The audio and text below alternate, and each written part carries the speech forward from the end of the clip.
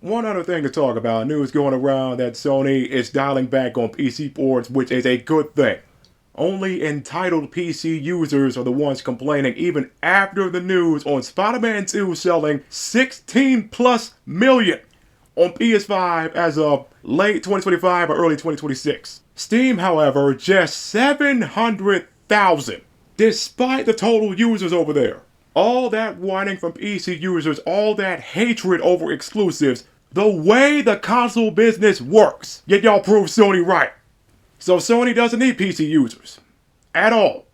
Now let's talk about the console sales. Now first off, Nintendo got handhelds. That's their thing. But it says a lot that the Switch 2 barely sold more than the Switch 1 did in its first 10 months. I checked, it's been, almost 10 months since the Switch 2 came out. You think because of Nintendo, this thing would have sold like 25 mil by now. Anyway, the PS5 has sold 90.20 mil. And back to Spider-Man 2 sales, that's 16 plus million, that's also 16 plus million PS5 sold because the game is next gen only. And this also proves that 8th-gen ports, last-gen ports, they gotta go. Games can sell on the PS5 alone. The Xbox Series X, only 34.29 million, even though this console is just as old as the PS5, had the same price as the PS5 before the price hikes. And if the weak Series S didn't exist, those totals would be even lower because the X model wouldn't be bundled with it. It's just fanboys buying the Series X now, and a lot of comments I've been seeing, they want to say PS5 users are playing third-party games more, multiplayer games more, yet the Series X sells like garbage. Sells like crap because it has no exclusives, but it has the same third-party games that are on PlayStation and PC. And this is on Microsoft for destroying their own freaking console, wanting to be a third party, but taking so long to make an Xbox PC.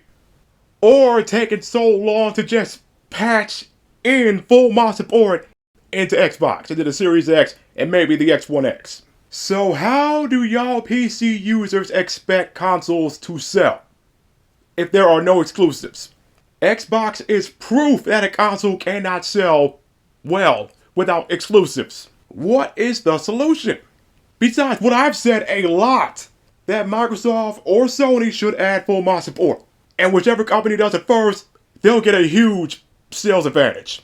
Because it would be a dream come true to mod every PlayStation, every PS5 and PS4 game, or every Series X and Xbox One game that we own on consoles at the same amount of fun that PC users got. Full mod support would replace the buying incentive. But only the Steam machine has the potential to do that. And the other incentive would be not to have to pay for online anymore. Plus all of Steam's discounts on games. But we still don't know the freaking price for this thing. And I almost forgot, the Steam machine is another factor to Sony not making PC ports anymore, because if this thing comes out, and if it's affordable, if Sony kept making PlayStation ports, that would destroy the PS5 just like PC ports destroyed Xbox. There will be no point to own a PS5 or keep a PS5, because these ports will be on the Steam machine and you can mod those games too. It's like these PC users want consoles to fail, which will never happen anyway because of gaming PCs being a pain for developers to work with and always being so damn expensive. And they were expensive before the current AI stuff.